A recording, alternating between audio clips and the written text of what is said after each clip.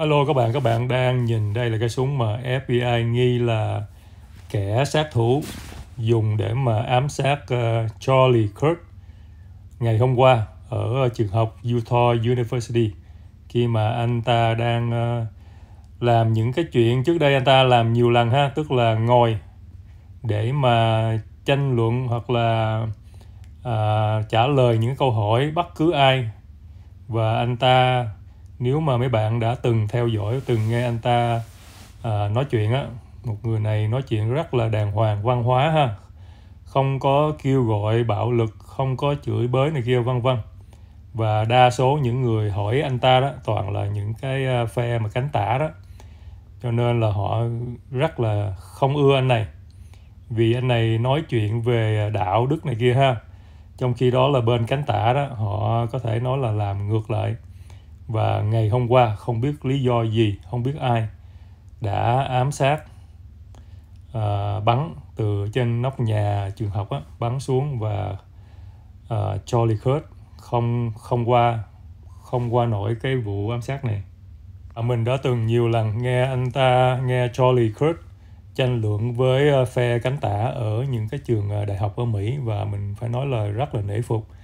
Anh ta nói chuyện rất là lưu loát, có cái niềm tin rất là cao, cũng như là nói chuyện rất là đàng hoàng ha, không có la hét, chửi tục này kia vân vân. Trong khi đó là bên đặt câu hỏi đó là họ làm ngược lại. Mấy bạn có thể lên YouTube này kia, mấy bạn search ha, Charlie Kirk, mấy bạn xem và sẽ đồng ý những gì mình đang nói đây.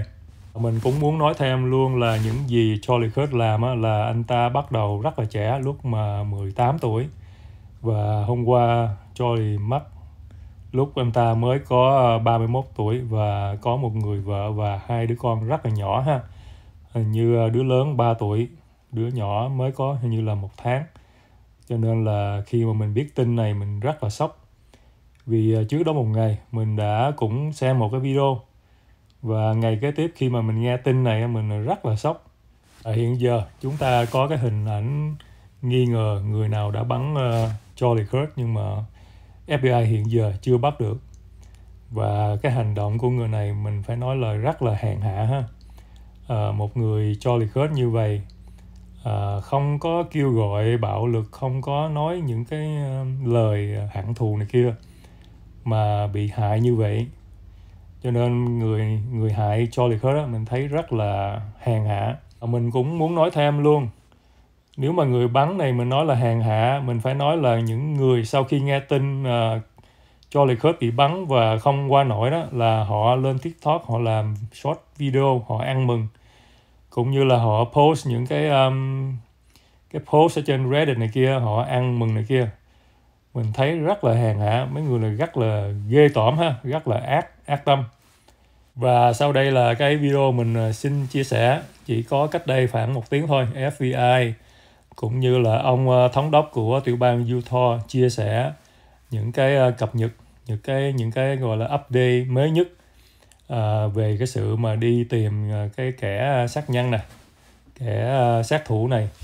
Mấy bạn cũng để ý ha, cuối video ông thống đốc ở Utah, ông ta có nói là hiện giờ theo FBI chia sẻ đó, hiện giờ bên phía Nga cũng như là bên Trung Cộng á, họ tung ra rất là nhiều gọi là misinformation, tức là những cái thông tin giả đó, đồng thời là họ lên mạng xã hội kêu gọi bạo lực này kia. Tức là họ tạo ra những cái tin giả để mà gây rối loạn ở xã hội Mỹ. Đa số nó đến từ Nga và Trung Cộng, mấy bạn để ý ha. Xin cảm ơn mấy bạn.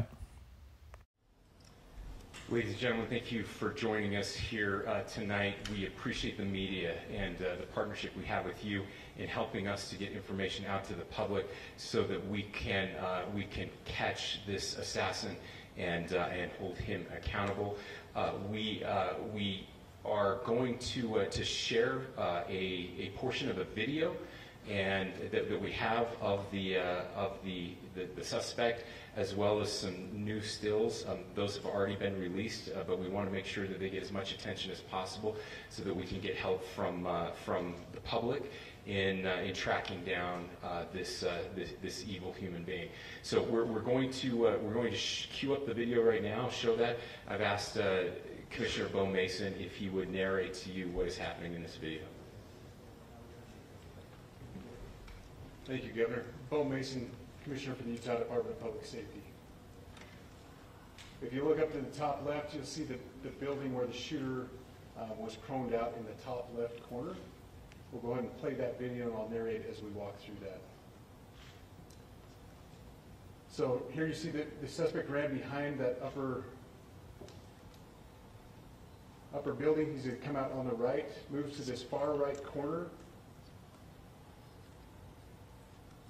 As he does, he's going to climb off the edge and then drop down to the ground. As he did that, he left some palm impressions.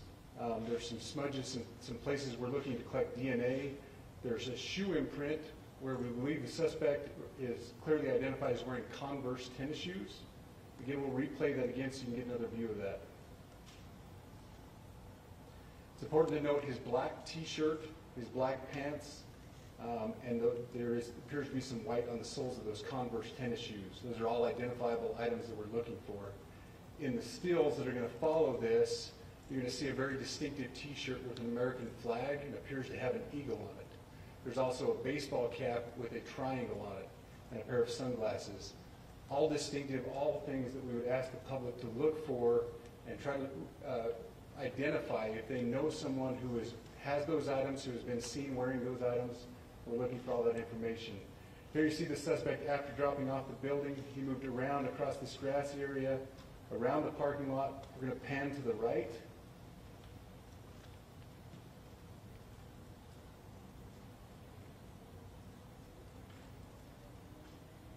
After he crosses the street, this is where he moves over into the wooded area. This is the video evidence that we utilize to track his movements and to locate that firearm in that wooded area following the discovery of this evidence. Good. You want to go to the stills? So here's the still photographs. I mentioned these have been enhanced. So these are slightly different than what we introduced earlier. Please pay close attention to the t-shirt, like I said, very distinctive with that American flag and that eagle. The hat with the triangle and the sunglasses. If you'll go to the next picture, please. The backpack as well. All identifying features that we're hoping the public can help us identify and lead us to this suspect. Next picture. And again, there's a better picture of the hat with that triangle logo, and again the t-shirt. Blue jeans, and you get a good look at those Converse tennis shoes as well. We have pushed these out, we'll continue to push these out, and we just ask for the public spot. Through the public, the tips that have been coming in are what are giving us our next leads and enabling us to continue to further this investigation. We've had great cooperation from the public, and we're continuing to ask for that as we move forward. Thank you, and I'll turn the time back over to Governor Cox. Thank you so much, Commissioner Mason. I want to thank Director Patel and his team. It's great to have them on the ground with us tonight. We've had several briefings, and he's had an opportunity to walk the crime scene. We appreciate our local law enforcement here. Again, we have Mike Smith, who is the county sheriff here. We have all of our local chiefs of police that are here as well, all working hand in hand with the state and with the FBI as we move forward with this investigation. Now, just give you a little warning, we will not be taking any questions at this time. We're giving you the latest information we have, being as transparent with everything that we have. But I do want to share a couple things that I think are important. We cannot do our job without the public's help right now. The public has answered our call for action. So far, we've received more than 7,000 leads and tips. I would just note that the FBI hasn't received this many digital media tips from the public since the Boston Marathon bombing. This case also highlights the dedication of our law enforcement community. We have 20 federal, state, and local law enforcement partners that are working shoulder to shoulder to find the person who committed this horrific crime. With their support, we've completed nearly 200 interviews, As you're aware, as has already been reported, the FBI is offering a $100,000 reward for information leading to the identification and arrest of the person responsible for the murder of Charlie Kirk. We also continue to implore the public to support this investigation and come forward with any information. We are truly hopeful that this video and new photos will lead to even more tips. We are processing. We have an incredible team, a state and federal team working together to process those tips. We're going out in tandem to interview any potential person of interest or suspects, but we need, again, we need as much help as we can possibly get. Any videos or photos that you might have, the public, should be submitted to our digital media tip line, which is www.fbi.gov/Utah Valley shooting, all lowercase. Again, that is fbi.gov/Utah Valley shooting, all lowercase. You can also provide general tips about the shooting by calling 1-800-CALL-FBI. That's 1-800-CALL-FBI, or at tips.fbi.gov. This is, I would just say, this is not just a local matter here in Utah. We have people all over the country that are helping to bring this perpetrator to justice for Charlie Kirk and his family. I will just add as well that, as was mentioned, there is a lot of forensic evidence that is being processed right now at both the state lab and the federal labs, federal lab on the East Coast. So we are working in tandem together. I would also just add a word of note for those people who are spending so much time on social media.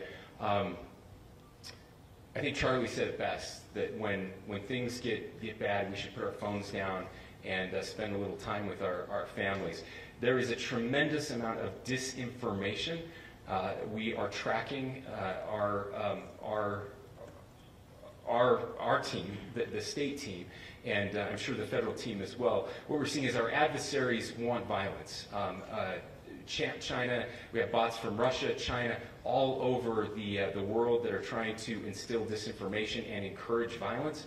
I would encourage you to ignore those, to turn off those streams, and spend a little more time with our families. We desperately need some healing. We'll have more to say about that in the days and weeks to come. More than anything, we are going to catch this person.